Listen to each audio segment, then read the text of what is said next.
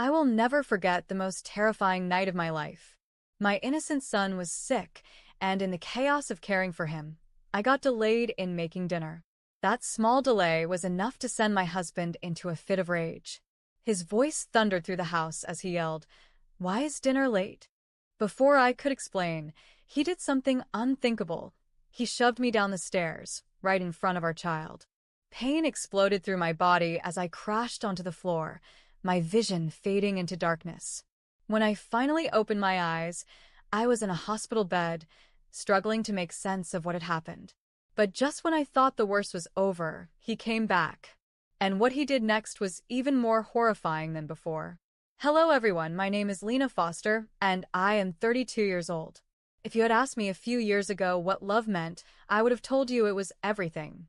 That it was supposed to fix the broken pieces, to make life whole, to be enough. I grew up believing in fairy tales, convinced that if I found the right person, everything would fall into place. And when I met Daniel, I thought I had. He was charming, confident, and knew exactly what to say to make me feel special. I met him in a coffee shop in Seattle, where I was grading papers, back when I was still a teacher. He sat at the table next to me and effortlessly started a conversation. I remember how he made me laugh, how he listened to me like I was the most interesting person in the world. Within weeks, we were inseparable. He made me feel like I was the center of his universe. A year later, we were married. Daniel had big dreams. He wanted to start his own business, to build something great. He convinced me to leave my teaching job so I could focus on our home while he worked toward success. It made sense, he had said. It's temporary. Once things settle, we'll have everything we ever wanted. I trusted him. I believed in him. I was wrong. In the beginning, everything felt like a dream. I loved making our house a home, planning meals, and imagining the beautiful life we were going to create. I told myself that supporting Daniel's ambitions was part of being a good wife, that we were a team, working toward a better future together. And for a while, it even felt right. But then, things started to change slowly, almost unnoticeably at first.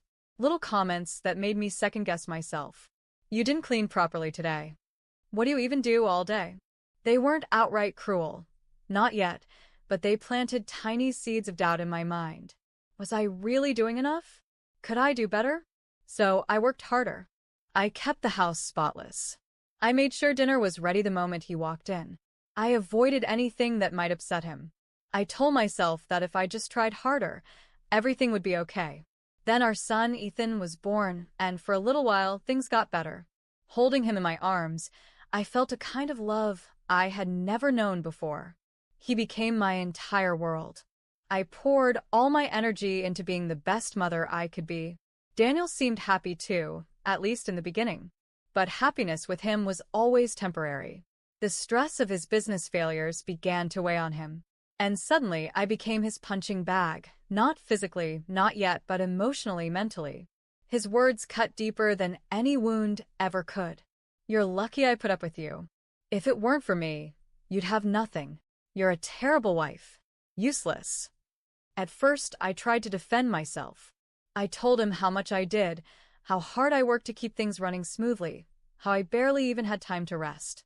But he always had an answer, twisting my words, making me feel small, worthless, like I was failing at the only thing I was supposed to be good at, being his wife and Ethan's mother.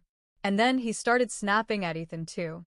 My sweet, innocent boy, who only wanted his father's love. Daniel would scold him over the smallest things, leaving his toys out, talking too loudly, asking too many questions. I did my best to shield Ethan, to step in before Daniel's temper flared. But it only made things worse. Stop babying him, Lena, Daniel would sneer. Maybe if you disciplined him properly, I wouldn't have to step in. It didn't matter what I said. It was always my fault. And so I convinced myself that I could handle it. That if I just tried harder, was a better wife, a better mother, things would get better. But the truth was, Daniel didn't want a wife. He wanted someone to control. And one night, everything changed. It had been a long, exhausting day. Ethan had been sick, and I had barely slept the night before, waking up every few hours to check on him. My body felt like it was running on empty, but I still managed to make dinner, clean the house, and make sure everything was in order before Daniel got home. But when he walked in that night, I could already tell something was wrong. His expression was dark, his movements sharp and tense. I knew that look. Another failed business deal, another excuse for him to take out his frustration on me. I barely had time to say hello before he snapped. "Why is dinner late?" I forced myself to stay calm. It wasn't late. The food was still warm on the table. But I knew that logic didn't matter to Daniel when he was in this mood. "It's not," I said softly, trying to keep the peace. "It's right here." "Don't talk back to me, Lena," he warned, his voice laced with something I had learned to fear. Ethan was sitting at the table, watching everything with wide, frightened eyes. My heart ached for him. He shouldn't have to see this. He shouldn't have to grow up like this. "Let's just eat, okay?" I tried again, hoping to diffuse the situation. But Daniel wasn't interested in eating. He wanted to fight. He needed to feel in control. "You don't do anything all day, and you can't even have dinner ready on time?" he spat. I wanted to tell him about my day, about how I had been up all night taking care of our son, about how I had barely sat down all day, making sure everything was perfect for him. But I knew it wouldn't matter. Nothing I said ever mattered. He grabbed my arm, his fingers digging into my skin. "I asked you a question." His voice was low, dangerous. I heard Ethan let out a small, scared whimper, and my heart clenched. I couldn't let him see this. "Daniel, please," I whispered, trying to keep my voice steady. "Not in front of Ethan." That was the wrong thing to say. His eyes flashed with rage. And then suddenly I was falling. I didn't even have time to process it. 1 second I was standing at the top of the stairs, and the next my feet slipped from under me. I tumbled down the steps, hitting each one on the way down.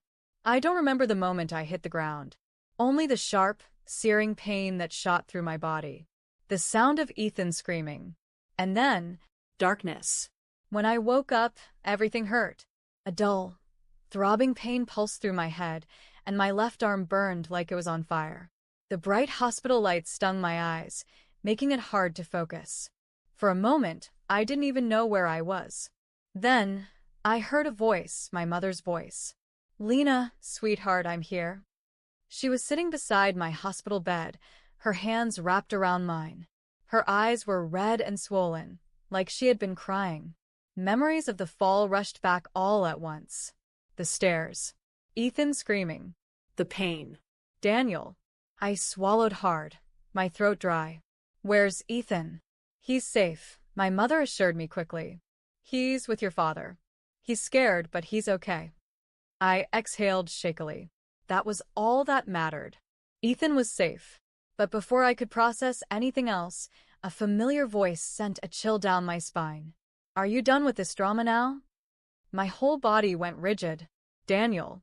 He stood in the doorway of my hospital room, arms crossed, shaking his head like I had inconvenienced him. Not worried. Not apologetic. Just annoyed. I blinked at him in disbelief. Drama? I had a fractured arm, a concussion, and bruises covering my body. But to him, I was just being dramatic. "Daniel, I fell down the stairs," I whispered, still struggling to process everything. He scoffed. "Yeah? And whose fault is that?" A hollow silence filled the room. Was he really blaming me?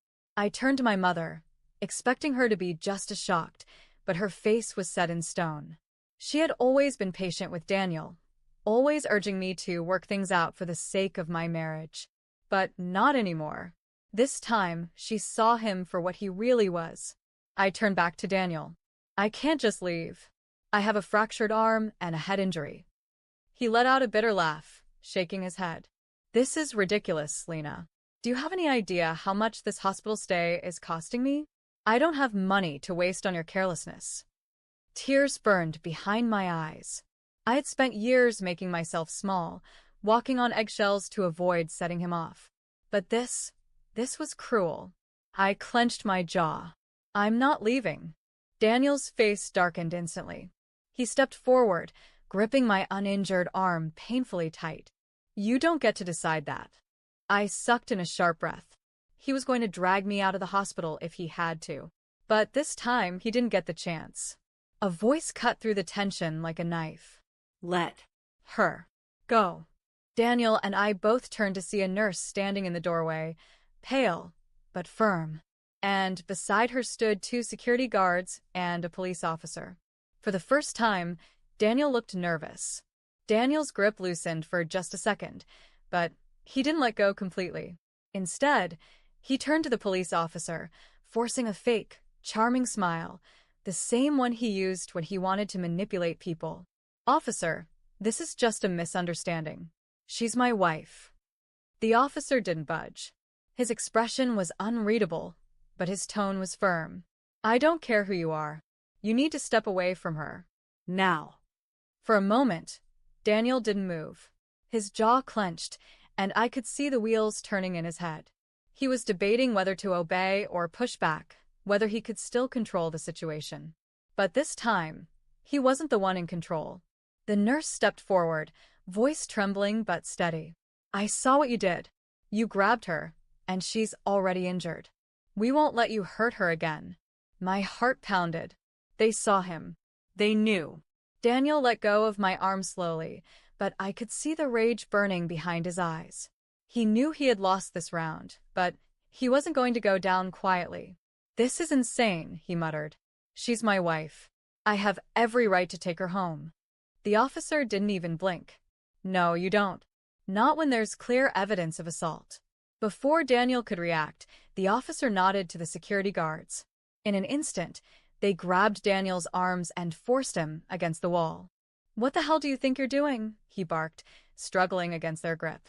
"Daniel Foster, you're under arrest for domestic assault and harassment." The officer's voice was calm, but there was no room for argument. This was really happening. Daniel tried to fight back, twisting his body, but the security guards held him firm. For the first time, he wasn't the one with power. "You can't do this." "She's my wife," he roared, his voice filled with fury. But no one listened. As they restrained him and placed him in handcuffs, I felt something I hadn't felt in years. Relief. He couldn't hurt me anymore. I watched as they dragged him toward the door, his face red with rage. But just before they took him out, he turned back to me, his eyes narrowing with venom. "You'll regret this, Lena." His voice was low, dangerous. "You have no idea what you've started." I met his gaze, my body still aching, my arms still burning with pain. But I wasn't afraid anymore. I took a deep breath and spoke the words I had never dared to say before. "No, Daniel. You're the one who has no idea what you've started." And then they took him away. The moment Daniel was out of the room, my entire body collapsed into the hospital bed. My breath came in shaky gasps, as if I had been holding it in for years. My mother rushed to my side, her hands trembling as she brushed the hair away from my face. "It's over, sweetheart. He's gone." I wanted to believe that. I wanted to believe that Daniel's arrest meant the end of all of this. But deep down, I knew this was just the beginning. The police officer stayed behind, approaching my bed carefully. "Miss Foster, I know this is a lot, but we need to take your statement." I nodded, my throat dry. I was tired, hurting, emotionally drained, but this was important. I had spent too long staying silent, convincing myself that things weren't as bad as they really were. But now, the whole world had seen Daniel for who he really was. And I needed to make sure he never got the chance to hurt me or Ethan again. With my mother holding my hand, I told the police everything. I told them about the years of manipulation and control, how Daniel had slowly chipped away at my confidence, my freedom, my sense of self. I told them how he had started lashing out at Ethan, how I had tried to shield my son from his father's anger. And finally, I told them about that night, the way Daniel had grabbed me, the way I had fallen down the stairs, the way he had stood over me without an ounce of concern. I could see the officer's expression harden as he listened, writing everything down. "You're doing the right thing, Miss Foster," he said when I finished. "We won't let him get away with this." I wanted to believe him, but part of me still feared Daniel. He had always found a way to manipulate his way out of consequences. Not this time. I spent a few more days in the hospital recovering. My fractured arm was put in a cast, and the doctors kept me for observation because of my concussion. Ethan wasn't allowed to visit me at first, but my mother brought me pictures of him, smiling, safe, away from Daniel. That was the only thing keeping me strong. Daniel, meanwhile, was still in custody. The police had denied his bail after reviewing the evidence, including the security footage from the hospital that captured him grabbing me and the bruises on my body. He was charged with aggravated domestic assault, harassment, and endangering a child. But he wasn't done trying to get to me. 2 days after his arrest, he started calling. At first, he was furious. "How dare you do this to me? You think you can take Ethan away from me?" Then he played the victim. "Lena, come on. You know I didn't mean it. We can fix this. We always do." And finally, when none of that worked, he left the most chilling voicemail of all. "You think this is over? You have no idea what you've started." I sent every message and voicemail to my lawyer, Sophia Carter, a fierce woman who had worked on dozens of domestic violence cases. She assured me that his threats would only help my case. "We're going to make sure he never comes near you or Ethan again," she promised. And for the first time, I started to believe it. The days following Daniel's arrest felt like a blur. My mother took Ethan to stay with her, and my father while I remained in the hospital. Even after I was discharged, I couldn't go back home. That house was a prison, a place filled with memories of fear, pain, and walking on eggshells. Instead, I stayed at my parents' house, where for the first time in years I felt safe. But safety didn't mean the fight was over. Daniel had been denied bail, which meant he was still in custody, but my lawyer, Sophia Carter, warned me that he would try everything to manipulate the system. "Men like him think they're invincible," she said as we sat at her office, reviewing the case. "They think they can charm their way out of anything. But we have evidence, and we have your testimony. We're going to make sure he faces real consequences." I swallowed hard, my fingers tightening around my cast. How long could he go to prison for? Sophia took a deep breath. "Given the severity of the assault, the threats, and his history of abuse, we're pushing for at least 10 years. 10 years. I felt the weight of those words settle in my chest. It was so much longer than the mere 2 years I had originally feared he'd get. But even 10 years didn't feel like enough. He had stolen so much from me, my confidence, my peace, my sense of safety. Still, for the first time, I had something I had never had before. Hope. A week later, the court date was finalized. In just a few months, I would face Daniel in court. The thought made my stomach turn, but I knew it had to be done. Sophia prepared me for what was coming. "He'll try to make you look unstable," she warned. "His lawyer will say you exaggerated, that you're trying to take Ethan away from him out of spite. But we have evidence, Lena. We have the hospital reports, the security footage, your medical records, and his voicemails. He doesn't stand a chance." But that didn't mean he wouldn't try. A few days before the trial, Daniel's lawyer reached out with a plea deal. If Lena agrees to drop the charges, Daniel will accept full custody rights for Ethan. I nearly laughed at the absurdity of it. Drop the charges? Let him have my son? I looked at Sophia, rage burning in my chest. "You tell them no. We're going to trial." Because I wasn't just fighting for myself anymore. I was fighting for Ethan, too. The day of the trial arrived, and I had never felt so nervous in my life.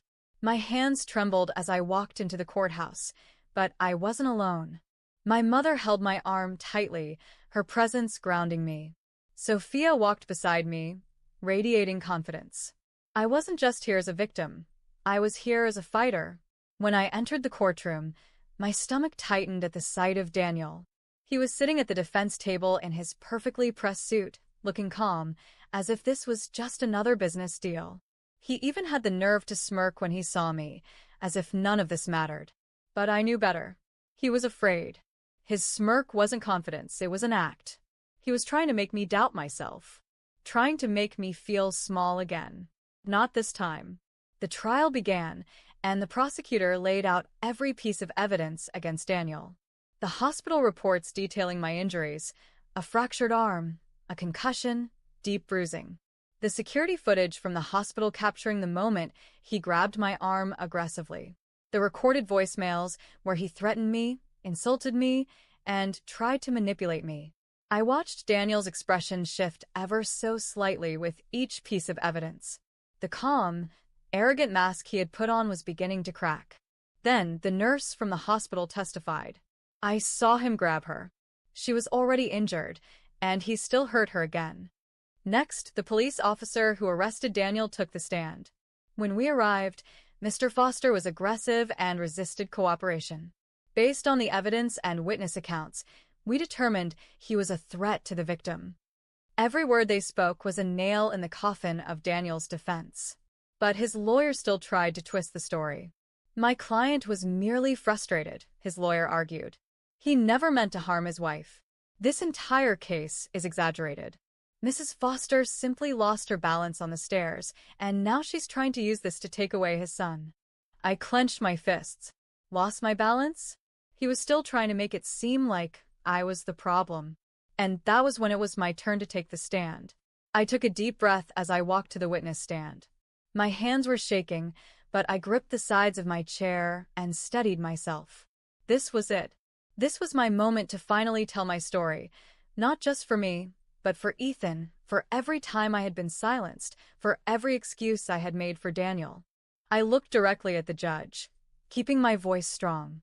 My name is Lena Foster, and for years, I lived in fear of my husband, Daniel Foster. I told them everything. I described how it had started with small, cutting remarks, how Daniel slowly chipped away at my confidence, how he had made me feel like nothing I did was ever enough, how he started taking out his anger on Ethan, scolding him for the smallest things, making him afraid of his own father. Then I talked about the night he pushed me down the stairs. I described how he had grabbed my arm in anger, how I had pleaded with him not to do this in front of our son, and how the next thing I knew, I was falling. I woke up in a hospital bed, in pain, bruised, with a fractured arm and a concussion. And when my husband came to see me, do you know what he did? He grabbed my arm, my injured arm, and he punched me. He didn't care about my pain. He only cared about control. I glanced at Daniel then, and for the first time, I saw something other than arrogance in his eyes. I saw fear. He knew he was losing. His lawyer tried to shake me. Mrs. Foster, isn't it possible that you simply lost your footing and fell? Isn't it true that my client never actually pushed you? I met his gaze head-on. No. It wasn't an accident. He pushed me. There was no hesitation in my voice. No doubt.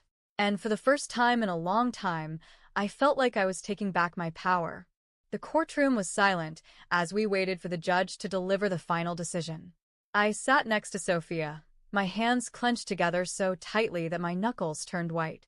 Daniel hadn't looked at me once since I had finished my testimony.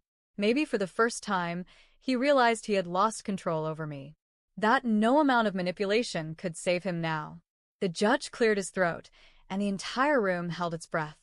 Based on the evidence provided and the testimonies heard, the defendant, Daniel Foster, is found guilty of aggravated domestic assault, harassment, and child endangerment.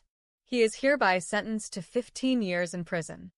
15 years. The words hit me like a wave, knocking the air from my lungs. The gavel struck, sealing Daniel's fate. I looked over at him just as the officers approached to take him into custody.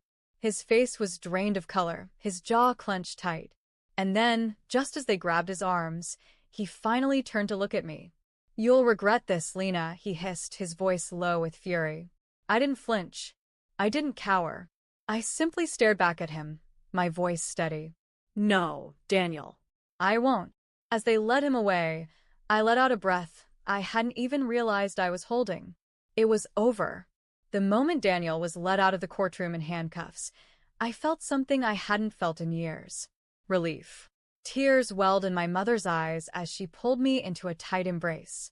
"You did it, sweetheart. It's finally over." Sophia patted my shoulder, a small but satisfied smile on her face. "Justice was served today, Lena. He won't be able to hurt you, or Ethan, ever again." 15 years. It wasn't enough to erase the past, but it was enough to give us a future. The first night in my new apartment felt strange. The space was small, unfamiliar, but for the first time in years, I didn't feel like I was trapped. I wasn't looking over my shoulder. I wasn't bracing for the next explosion of anger. I wasn't holding my breath. I was free. Ethan had adjusted quicker than I had expected. Children are resilient, and without Daniel in the picture, he began to smile more, laugh more, sleep peacefully without waking up to his father's shouting. One evening, as we sat on the couch watching his favorite cartoon, Ethan turned to me and said, "Mom, you smile more now." His innocent words made my heart clench. Had I really spent so many years not smiling? I ran my fingers through his hair, my voice soft. "That's because we're finally safe, sweetheart." He nodded, a sleepy yawn escaping his lips as he snuggled into my side. And, at that moment, I knew we had survived.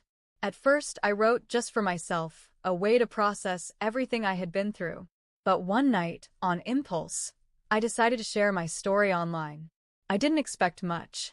Maybe a few people would read it, maybe no one would. But within weeks, my inbox was flooded with messages. Messages from women who had lived my nightmare. Women who were still trapped. Women who had escaped but didn't know how to rebuild. Women who told me that reading my words made them feel seen, made them feel less alone. And for the first time in a long time, I felt like I had a purpose again. I started working with organizations that supported domestic abuse survivors. I connected with lawyers, therapists, and shelters, using my platform to help other women escape their own nightmares. The more I spoke, the stronger I became. The more I helped, the less power Daniel had over me. He had tried to break me, but I had rebuilt myself into something stronger. I spent years letting Daniel define my worth, my choices, my future. But not anymore. Now, when I look in the mirror, I don't see the scared, broken woman I used to be. I see Lena Foster, the survivor. I see the mother who protected her son. The woman who stood up in court and fought back. The woman who refused to be silenced ever again. Because I am free. And I will never be afraid again. Thank you for watching. If you enjoyed this story, please like, comment, and subscribe for more. Your support means a lot. Stay tuned for the next story.